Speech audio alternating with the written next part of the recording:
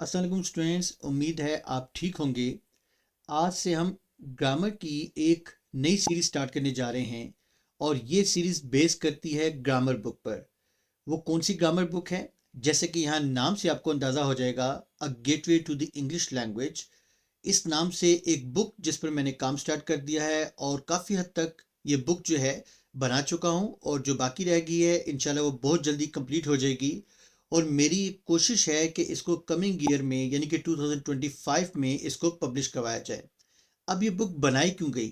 असल में इसका मकसद ये था कि मार्केट में चूंकि कोई भी ग्रामर की बुक जो कि एसएससी या HSSC, federal board Rawalpindi board की मैं बात कर रहा हूँ, कि इन दो क्लासेस के हवाले से यानी बोर्ड क्लासेस के हवाले से कोई भी ऐसी बुक अवेलेबल नहीं है जो कि उन तमाम टॉपिक्स को एड्रेस करे जो कि इन दो बोर्ड्स में दिए जाते हैं। ऑल दो बहुत से टॉपिक्स हैं लेकिन बहुत से टॉपिक्स मिसिंग भी हैं। तो फिर इस चीज़ को एड्रेस करने के लिए इस बात की मुझे ज़रूरत महसूस हुई कि एक ग्रामर की बुक होनी चाहिए। अब जब ग्रामर की बुक का मैंने सोचा तो फिर ये भी सोचा कि ग्रामर की बुक बहुत से स्टूडेंट्स के पास तो अवेलेबल होगी, लेकिन जो इस तक एक्सेस नहीं रखते यानी कि फाइनेंशियली जो इसको अफोर्ड नहीं कर सकेंगे तो उनके लिए क्या होगा। तो फिर मैंने सोचा कि सबसे बेहतरीन तरीक़ेकार ये है कि उस बुक में जितने भी टॉपिक्स हैं यानी कि पेज 1 से ऑनवर्ड, हम पेज 1 से स्टार्ट करेंगे और इसको एंड तक इंशाल्लाह इस सीरीज़ को लेकर जाएंगे। तो उस बुक में डे 1 से जो आप पढ़ेंगे, जो आपका फर्स्ट लेक्चर उस बुक में दिया हुआ है, हम वहाँ से स्टार्ट लेंगे आज। और आज उसी बुक से हम लेक्चर 1 को लेंगे और उस बुक के तमाम टॉपिक्स को हम इंशाल्लाह 1 बाय 1 सीरीज में कवर करेंगे और उसमें कोई ऐसा टॉपिक नहीं होगा जिसको हम स्किप करेंगे, ताकि जब ये बुक मार्केट में अवेलेबल हो तो उसके काफ़ी हद तक लेक्चर्स जो हैं वो भी आ चुके हों और जो बाकी रह गए हैं तो वो भी इंशाल्लाह साथ साथ बनते जाएंगे। तो हम इस सीरीज़ को स्टार्ट करते हैं और ये सीरीज़ स्पेसिफिकली जो है वो बोर्ड क्लासेस के लिए है, जैसे कि आप यहाँ देख सकते हैं, सेकेंडरी स्कूल के लिए और हायर सेकेंडरी स्कूल के लिए यानी कि कॉलेज के लिए। और फेडरल बोर्ड रावलपिंडी बोर्ड को स्पेसिफिकली मैंने इसमें एड्रेस किया है और बाकी बोर्ड्स भी जो हैं वो इससे फ़ायदा हासिल कर सकते हैं, क्योंकि ग्रामर की मेरी कोशिश ये है कि तमाम टॉपिक्स को कवर किया जाए जो कि हमारे पाकिस्तान में ऑलमोस्ट तमाम बोर्ड्स में पढ़ाया जाता है। तो उस सिलेबस को मैं लेकर चल रहा हूँ। तो आइए चलते हैं हम आज के लेक्चर 1 की तरफ। तो हम देखते हैं कि आज लेक्चर 1 में हम क्या डिस्कस करने जा रहे हैं। सबसे पहले हम डिस्कस करते हैं व्हाट इज़ इंग्लिश ग्रामर, क्योंकि जो बुक है जिसको मैंने अभी इंट्रो करवाया उस बुक में सबसे पहले टॉपिक इंग्लिश ग्रामर के हवाले से, क्योंकि जब तक हमें ये मालूम ही नहीं होगा कि इंग्लिश ग्रामर चीज़ क्या है तो हम कैसे जो है वो इंग्लिश ग्रामर को लर्न कर सकते हैं। तो किसी भी चीज़ की लर्निंग के लिए ज़रूरी है कि आपको सबसे पहले मालूम हो कि वो टॉपिक है क्या, उसके बाद आप उसे लर्निंग कर सकते हैं।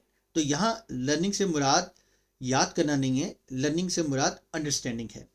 तो हम चलते हैं व्हाट इज़ इंग्लिश ग्रामर के इंग्लिश ग्रामर है क्या, सबसे पहले हम इसको देखते हैं। तो यहाँ देखिएगा, English grammar is like the blueprint for building clear and meaningful sentences. English grammar जो है वो ब्लूप्रिंट की तरह है। ब्लूप्रिंट क्या होता है? ब्लूप्रिंट आप कह सकते हैं प्लान को या स्कीम को, उर्दू में हम इसको खाका कहते हैं। इंग्लिश ग्रामर जो है वो एक स्कीम की तरह है, ये एक प्लान की तरह है। कौन सा प्लान? ऐसा प्लान जिसको हम मीनिंगफुल सेंटेंसेस बनाने के लिए इस्तेमाल करते हैं। यहाँ देखिएगा, जैसे कोई भी बिल्डिंग जब आप बनाते हैं तो उसका ब्लूप्रिंट आप सबसे पहले तैयार करते हैं, उसका पूरा मैप बनाते हैं, उसका खाका बनाते हैं, उसके लिए प्लान बनाते हैं। तो आप उसमें ये सोचते हैं कि इस बिल्डिंग को बनाने के लिए आपको किन किन चीज़ों की ज़रूरत है। तो बिल्कुल यही काम इंग्लिश ग्रामर करती है, जो कि ब्लूप्रिंट की तरह है। आपकी लर्निंग के लिए ये एक ब्लूप्रिंट का काम देती है। यहाँ जैसे देखिएगा, मैंने लिखा है just like blueprints guide construction, it's the set of rules.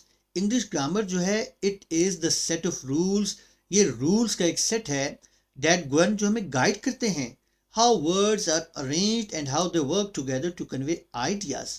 तो इंग्लिश ग्रामर जो है ये हमें गाइड करती है कि जो वर्ड्स हैं उनको कैसे प्रॉपरली अरेंज किया जाता है और जब वो इकट्ठे होकर इकट्ठे मिलकर काम करते हैं तो कैसे वो एक क्लियर आइडिया जो है उसको कन्वे करते हैं।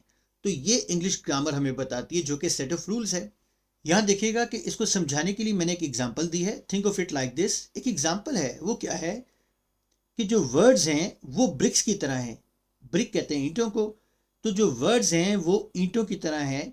इसका मतलब ये है कि हर वर्ड का कोई मीनिंग है, कोई फंक्शन है। जैसे यहाँ देखिएगा, मैंने आपको एक ग्राफिकल प्रेजेंटेशन यहाँ दे दी है। आपको बता दिया कि जैसे यहाँ देखिएगा मुख्तलिफ जो है वो ब्रिक्स आपको नज़र आ रही हैं। तो इनमें से हर एक फंक्शन है, उसकी एक स्पेस है, उसकी एक जगह है। जब आप किसी ब्रिक को अपनी जगह से हटा देते हैं तो वहाँ सिर्फ खाली जगह रह जाती है। तो इसी तरह जो वर्ड्स हैं ये ब्रिक्स की तरह हैं, इनका आपस में बहुत स्ट्रॉन्ग कनेक्शन है। और ग्रामर क्या है? Grammar is like motor. अब मोटर क्या होता है? मोटर का मतलब है उर्दू में इसको आप कहते हैं कि मसाला, जो मिस्री वगैरह जो हैं उनकी लैंग्वेज में, या आप कह लें कि रेत, पानी और सीमेंट जो है, जब आप इसका मिक्सचर बनाते हैं तो डेट इज़ कॉल्ड मोटर। तो यहाँ देखिएगा, यहाँ आपको मुख्तलिफ जगहों पे मोटर नज़र आ रहा है और यहाँ इस मोटर को इन ब्रिक्स पर डाला जा रहा है, क्योंकि जब रेत, पानी और सीमेंट जो है, जब आप इसका मिक्सचर बना लेते हैं तो आप इसको यूज़ करते हैं ईंटों को स्ट्रेंथन करने के लिए। इनकी मदद से ईंटें जो हैं वो आपस में जोड़ी जाती हैं। जब भी आप कंस्ट्रक्शन करते हैं तो ग्रामर का भी यही काम है कि ये जो है आपके मुख्तलिफ जो स्ट्रक्चर्स हैं जिनको हम सेंटेंस कहते हैं। स्टडी स्ट्रक्चर का मतलब क्या है? स्टडी स्ट्रक्चर का मतलब है स्ट्रॉन्ग स्ट्रक्चर्स। जाहिर बात है इंग्लिश ग्रामर में वीक स्ट्रक्चर्स भी हैं, स्ट्रॉन्ग स्ट्रक्चर्स भी हैं। ये इंशाल्लाह आप देखेंगे इस सीरीज में आगे चलकर इन तमाम की डिटेल्स। अभी तो सिर्फ इंट्रोडक्शन है।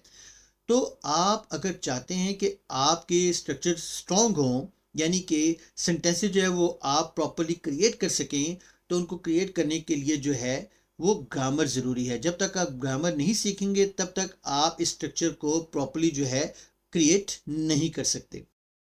यहाँ देखिएगा, जैसे मैंने बताया है कि grammar tells us about the usual order for subject and verb. तो यहाँ वर्ड ऑर्डर के बारे में मैं डिस्कशन कर रहा हूँ कि ग्रामर जो है, जैसे भी हमने देखा कि वर्ड ऑर्डर के बारे में बताती है। जैसे देखिएगा, द कैट चेस्ड द यान। यहाँ ये देखिएगा, जो एक कैट है वो यान को चेस करे। यान का मतलब क्या है? ये धागा जो आप बुनने के लिए इस्तेमाल करते हैं तो उसको यान कहते हैं। तो यहाँ देखिएगा, ये तो एक यूजुअल ऑर्डर है और सेंस भी दे रहा है कि द कैट चेस्ड द यान। लेकिन अगर ये लिख दिया जाए द यान चेस्ड द कैट, यहाँ देखिएगा ये इसके अब ऑपोजिट हो गया। तो यहाँ मैंने सब्जेक्ट चेंज कर दिया और ऑब्जेक्ट चेंज हो गया। अब वर्ड ऑर्डर चेंज करने से क्या हुआ कि अब ये अनयूजुअल जो है वो आपको लगेगा। तो इसका मतलब ये है कि इंग्लिश ग्रामर में वर्ड ऑर्डर जो है वो आपको जानना ज़रूरी है। इसलिए मैंने यहाँ लिखा है कि ग्रामर टेल्स अस, ये ग्रामर हमें बताती है कि सब्जेक्ट और वर्ब का यूजुअल ऑर्डर क्या है। उसके बाद हम चलते हैं नेक्स्ट पॉइंट पर। जब आप बात करते हैं वर्ब टेंसेस की, यहाँ मैं वर्ब टेंसेस की बात करूँ, जो ग्रामर है वो हमें बताती है टाइम के हवाले से कि टाइम जो है उसको अप्रोप्रिएटली, एक्यूरेटली आप कैसे एक्सप्रेस कर सकते हैं। जैसे हम देखिएगा, मैंने एग्जांपल दी है, she sings beautifully, tells us it's happening now. ये हमें बताता है कि ये प्रेजेंट टेंस है। लेकिन अगर आप इस वर्ब को यहाँ चेंज कर दें, इसको आप sang लिख दें, तो अब ये हमें पास्ट में ले जाएगा।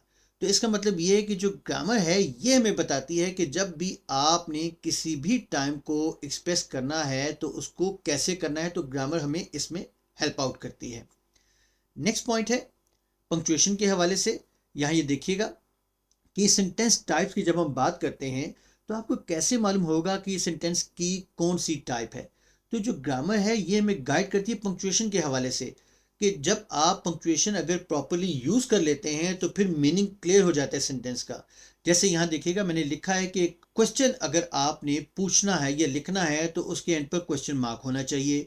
इसी तरह अगर आपने कोई स्टेटमेंट लिखी है तो उसके एंड पे पीरियड होना चाहिए, जिसको आप फुल स्टॉप भी कहते हैं। और अगर आपने अपनी फीलिंग्स को एक्सप्रेस करना है, स्ट्रॉन्ग फीलिंग्स हैं, स्ट्रॉन्ग इमोशंस हैं, आपने उसको वर्ड्स के थ्रू एक्सप्रेस करना है, तो फिर आप वहाँ एक्सक्लेमेशन पॉइंट यूज़ करते हैं। तो इसका मतलब ये हुआ कि पंक्चुएशन का मेजर रोल है आपकी इंग्लिश ग्रामर में। अब यहाँ नेक्स्ट है इन्हांस क्लैरिटी एंड कम्युनिकेशन। जो ग्रामर है ये हमारी कम्युनिकेशन को बेटर करती है और उसको क्लियर करती है। यहाँ देखिएगा कि English grammar is not just about avoiding mistakes. तो इंग्लिश ग्रामर जो है वो सिर्फ मिस्टेक्स को अवॉइड करने का नाम नहीं है। आप ये मत समझें कि जो मिस्टेक्स हैं सिर्फ उनकी आपने करेक्शन करनी है या आपने उनसे अवॉइड करना है तो ये इंग्लिश ग्रामर है। नहीं, इंग्लिश ग्रामर क्या है? It's about giving your words structure and clarity. यानी कि इंग्लिश ग्रामर का जो असल मकसद है वो है आपके वर्ड्स को प्रॉपर्ली स्ट्रक्चर करना और उनमें क्लैरिटी लेकर आना। और सेकंड पॉइंट है making it easier for others to understand your thoughts and ideas. तो ये जो इंग्लिश ग्रामर है, आप इसको जब यूज़ करते हैं तो ये दूसरों को मदद देती है कि आपकी जो थॉट्स हैं, आपके जो आइडियाज़ हैं, आपने जो चीज़ कम्युनिकेट करनी है वो उनको ईज़िली अंडरस्टैंड कर सकें। तो दूसरों के लिए आसानी पैदा हो जाती है अगर आप इंग्लिश ग्रामर जो है उसको प्रॉपरली यूज़ करते हैं। तो स्टूडेंट्स, ये था आज का लेक्चर जिसमें हमने सिर्फ इंग्लिश ग्रामर के हवाले से देखा, इसका एक इंट्रो देखा कि इंग्लिश ग्रामर होती क्या है।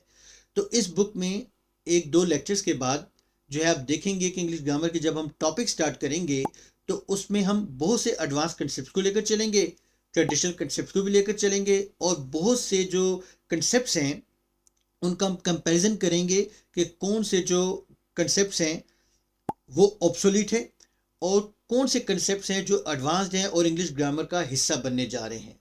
तो इंशाल्लाह इस सीरीज़ में आप बहुत कुछ लर्न करेंगे। तो ये जो सीरीज़ हमने स्टार्ट की है a gateway to the English language के नाम से, ये उसका फर्स्ट लेक्चर है। तो इंशाल्लाह मिलते हैं नेक्स्ट लेक्चर में, लेक्चर 2 में, एक नए आइडिया के साथ, एक नए टॉपिक के साथ।